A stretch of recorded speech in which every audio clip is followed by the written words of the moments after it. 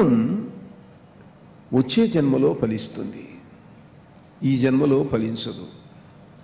పుణ్యములు పాపములు మానవులు చేసినటువంటివి కిందటి జన్మలో చేసినవి ఇక్కడ అనుభవిస్తారు. ఇప్పుడు ఈ జన్మలో చేసినటువంటి పుణ్యం పాపం వచ్చే జన్మలో అనుభవిస్తారు.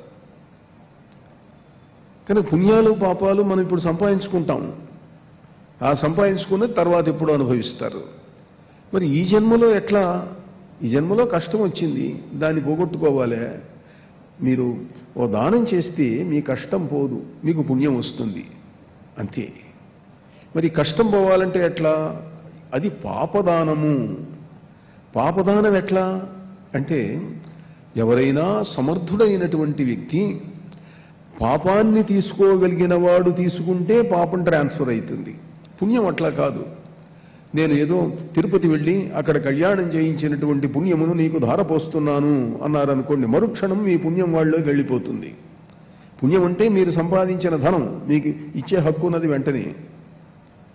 నేను పూర్వజన్మలో చేసి నాకు ఇప్పుడు ఇబ్బందులకు కారణమైనటువంటి పాపమును నీకు దానం చేస్తున్నాను అని అంటే పోదది. అవతల వాడు పాపాన్ని తీసుకోగలిగినటువంటి సామర్థ్యం కలిగిన వాడు తీసుకుంటేనే పాపం ట్రాన్స్ఫర్ అవుతుంది. పుణ్యానికి శక్తి అక్కర్లే, సమర్థత అక్కర్లే, ఆటోమేటిక్గా వెళ్ళిపోతుంది. మరి ఎవరు దొరుకుతారు? పాపం తీసుకోగలవాడెవరు? ఎట్లా? పాపం తీసుకోగలవాడని వెతుక్కోవాలి. మామూలందరికీ పాపం తీసుకునే శక్తి ఉండదు. పాపం తీసుకోవాలనంటే ఆ వ్యక్తి తపస్వి అయి ఉండాలి, గాయత్రి మంత్రాన్ని జపం చెయ్యాలా, వేద పారాయణం చేస్తూ ఉండాలి, యోగి కావాలి, తపస్వి కావాలి, ఇందులో ఏదో దైవశక్తి కావాలి. ఆ దైవశక్తి గలవాడు పాపాన్ని ఆకర్షించుకోవాలి. విజయనగర సామ్రాజ్యంలో విద్యారణ్య స్వామి ఉండగా ఒక సంఘటన జరిగింది. విద్యారణ్య స్వామి యొక్క అనుగ్రహం వల్ల విజయనగర సామ్రాజ్యం స్థాపించబడింది. హరిహరరాయలు మొదటి చక్రవర్తి. ఆయన అల్పకాలమే జీవించాడు. ఆయన సోదరుడు బుక్కరాయల వారు ప్రభు అయినాడు. బుక్కరాయలు పరిపాలిస్తున్నాడు. ఒకరోజు ఆయనకు సందేహం కలిగింది.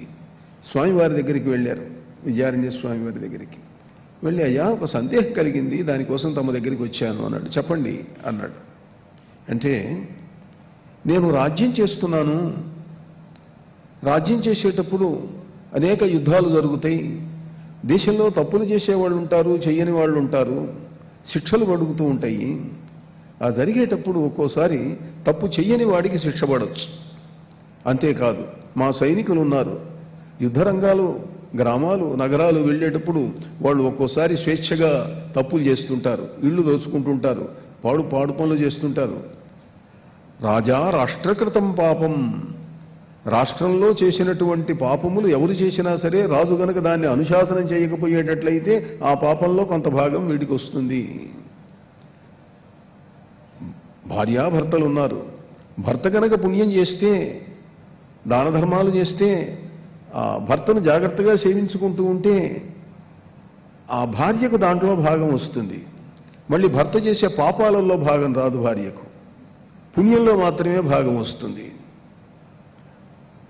కొంతమంది భార్యలు బాగానే సేవ చేస్తూ ఉంటారు. పాపం కొత్తగా పెళ్ళయింది ఒక భార్య, ఆమెకు మంచి జపం చేసుకోవటం అలవాటు. ఆ అబ్బాయి పేరు ఏదో రామారావు ఏదో ఉంది. రోజు పొద్దున్నే జపమాలు తీసుకొని రామారావు నమస్కారం, రామారావు నమస్కారం, నమో రామారాయ నమో రామారాయ అని జపం చేస్తున్నాడు.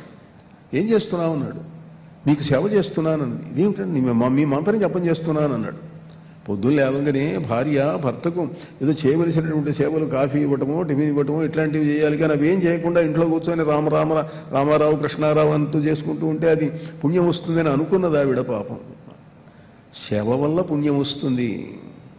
కనుక రాజా రాష్ట్రకృతం పాపం, రాష్ట్రంలో ఎవరు పాపం చేసినా అది రాజుకు కొంత భాగం చెందుతుంది, పుణ్యం చేసినా చెందుతుంది. ఎందుకంటే ఆయన పరిపాలన వల్ల పుణ్యం చేస్తున్నారు కనుక.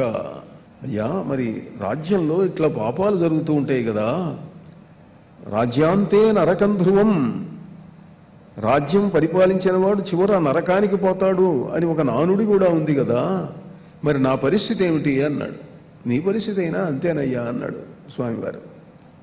నీ పరిస్థితి అయినా అంతే అన్నాడు. అంటే ఆయన అన్నాడు, నాకు నరకానికి పోవడం ఇష్టం లేదండి, నాకు ఈ రాజ్యం అక్కర్లేదు, మీరిచ్చిన రాజ్యం ఇది, మీరు ఇంకెవరికన్నా ఇవ్వండి, నేను హాయిగా పోయి తపస్సు చేసుకుంటాను అన్నాడు బుక్కరాయలు. అంటే నిన్ను సింహాసనం మీద కూర్చోబెట్టింది ధర్మాన్ని రక్షించమని, అధర్మాన్ని శిక్షించమని, దక్షిణాపథమంతా కూడా తాడితమై పీడితమై అన్యమతస్థుల చేత బాధితమై ఉన్నటువంటి సమయంలో మిమ్మల్ని తీసుకొచ్చి కూర్చోబెడితే నేను రాజ్యం విడిచిపెట్టిపోతానంటావేమిటయ్యా, అది వీలు లేదన్నాడు. మరి అట్లయితే నా పాపం పోయేటట్లు చేయండి అన్నాడు. నాకు పాపం రాకుండా చేయండి అంటే దానికో మార్గం ఉన్నది. పాపాన్ని ఎవరైనా సరే దానం తీసుకొని నీ దగ్గర నుంచి దాన్ని ట్రాన్స్ఫర్ చేసుకోవాలి. పాపం ట్రాన్స్ఫర్ కావాలి. మరి ఎవరి చేత ఎట్లా జరుగుతుంది అన్నాడు. మన దేశంలో చాలామంది వేద పండితులు, విప్రులు, మహనీయులు, యజ్ఞాలు చేసిన వాళ్ళు ఎంతమందో ఉన్నారు, వీళ్లకు దానం ఇమ్మంటారా అన్నాడు. వాళ్లకు దానం ఇస్తే నీ పాపం పోదు. వాళ్ళు వేదవేత్తలే, పండితులే. కానీ పాపం తీసుకోవాలంటే తపస్సు చెయ్యాలి. తపస్సు చేసిన వాడికే పాపాన్ని ఆకర్షించే శక్తి ఉంటుంది. మరి ఎవరున్నారు అనంటే విద్యారణ్యుల వారు చెప్పారు. మన విజయనగరంలో ఊరి బయట ఒక కుటీరం, ఆశ్రమం ఉన్నది. అక్కడ తుండిభట్టు అనే ఒక ఆయన ఉన్నాడు.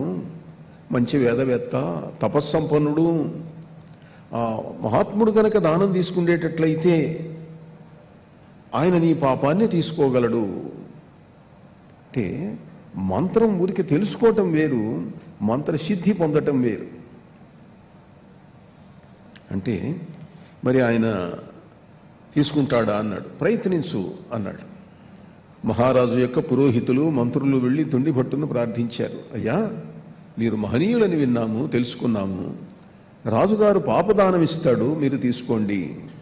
మీకు అగ్రహారాలు, చీనాంబరాలు, రత్నాభరణాలు అన్నీ ఇస్తారు. తరతరాలుగా మీరు సుఖంగా, మీ వంశమంతా సుఖంగా ఉండటానికి కావలసినటువంటిదన్నీ కూడా ఇస్తారు, మీరు తీసుకోండి అన్నాడు. అంటే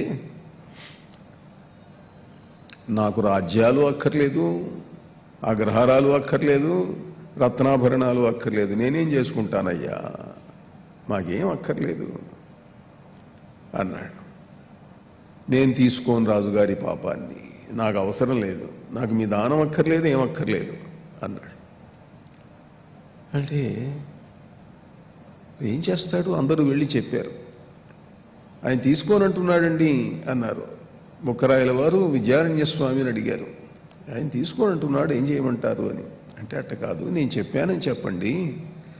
ఆయన ఎందుకు తీసుకునే శక్తి ఆయనకి ఎట్లా వచ్చింది? కొన్ని సంవత్సరాలు కఠోరంగా తపస్సు చేస్తే వచ్చింది. తపస్సు ఎందువల్ల చేయగలిగాడు? మీరు ధర్మబద్ధంగా పరిపాలన చేయటం వల్ల ఆశ్రమాలన్నీ నిలిచి ఉన్నాయి, దేవాలయాలు నిలిచి ఉన్నాయి. మీరు రాకముందు దక్షిణ దేశంలో దేవాలయాలన్నీ పగలగొట్టబడ్డాయి, విధ్వంసం చేయబడ్డాయి. గంగాదేవి మధురా విజయంలో రాస్తుంది, కొన్ని వేల శిరస్సులను నరికి అన్యమతస్థులు చెట్లకు వేలాడగట్టారు, ఈ దేశంలో ఉన్న పరిస్థితి ఇది అని చెప్పి చెబుతుంది. అలాంటి స్థితి నుండి రక్షించారు ఈ మహానుభావులు. హరిహర బుక్కరాయలు వచ్చారు. వాళ్లకు చిన్న కోరిక కోరితే నువ్వేమి తీసుకొని తపస్సు చేయి. తపస్సు చేస్తే మళ్ళీ నీ పాపం పోతుంది. ఈ పాపం తీసుకో, మళ్ళీ తపస్సు చేయి, పోగొట్టు. రాజుగారు ధర్మబద్ధంగా ఉండటానికి, ధర్మరక్షణ చేయటానికి కావలసినటువంటి అవకాశం నీకుంటే దాన్ని పోగొట్టుకోవద్దు, తీసుకో.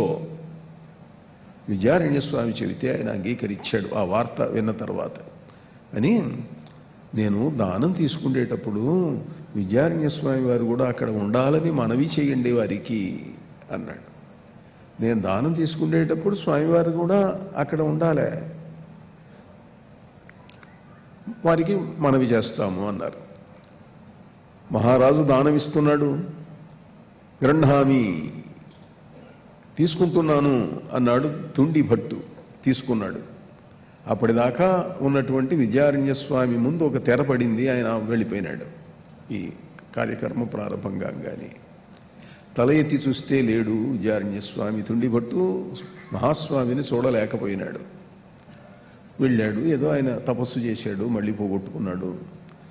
అందుకే శృంగేరి పీఠంలో తుండిభట్టుకు శృంగేరి భట్టు అని పేరు పెట్టి శృంగేరి భట్ట లింగము అని ఒక దాన్ని స్థాపించారు. ఆయన యొక్క త్యాగానికి గుర్తుగా ఇప్పటికి కూడా శృంగేరి విరూపాక్ష పీఠంలో గుంటూరులో కళ్యాణానంద భారతీయ స్వామి వారు ఆ శృంగేరి భట్ట లింగాన్ని అక్కడ ఉంచారు.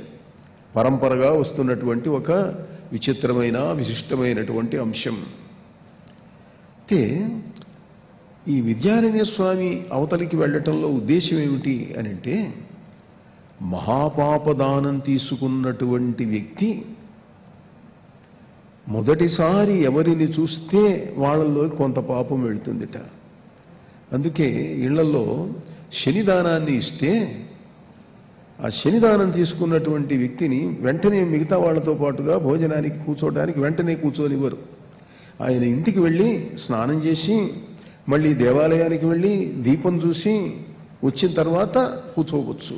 అంతదాకా వీళ్ళు ఉంటారు. అందుకే ఇళ్లలో పిల్లలు శనిదానం తీసుకుని ఆయన వెళ్తున్నాడు, ఒరే పిల్లలు పక్కకు తప్పుకుంటారా, ఎదురుపడద్దు ఎవరు అని అంటుంటారు. ఆంధ్రదేశంలో పాపదానాలు పుణ్యదానాలు వీటిల్లో ఉండేటువంటి తేడాలు చాలా చిత్రంగా ఉంటాయి. అందువల్ల పాపదానాన్ని తీసుకునే వాళ్ళను వెతుక్కోవాలి. పుణ్యదానాలు ఎవరైనా తీసుకుంటారు, అయితే ఎట్లా దొరకరు, అంత సులభం కాదు. తీసుకోగలిగినటువంటి వాళ్ళు ఎందుకు తీసుకుంటారు? ఏదో విద్యారణ్య స్వామి అంతవాడు చెబితే మహారాజు కోరితే ఏదో ఆయన తీసుకున్నాడు. అట్టనే లోకంలో కూడా తపస్సంపన్నులు యోగీశ్వరులు అయినటువంటి వ్యక్తులు ఇంతమంది పాపాలు ఎందుకు తీసుకుంటారు? కొంతమంది మేము తీసుకుంటాం అని అనొచ్చు, తీసుకున్న వాళ్ళ దగ్గరికి వెళుతుందో వెళ్ళదో అలా. అయితే మహనీయులు త్యాగమూర్తులు మహాపురుషులు ఉంటారు, తీసుకునేవాళ్ళు ఉంటారు అనుకోండి, లేదని అనకూడదు. మహాయోగులు అన్నింటికి అతీతులైనటువంటి వ్యక్తులు కొందరు తీసుకోవచ్చు. అయితే ఇతరులను ఎందుకు తీసుకోమని అడగాలే? మీరెందుకు మీ పాపాన్ని దహింపజేసుకోకూడదు? ఇతరుల మీద ఎందుకు ఆధారపడాలి? మీరెందుకు తపస్సు చేయకూడదు? రోజు ఎందుకు జపం చేయకూడదు?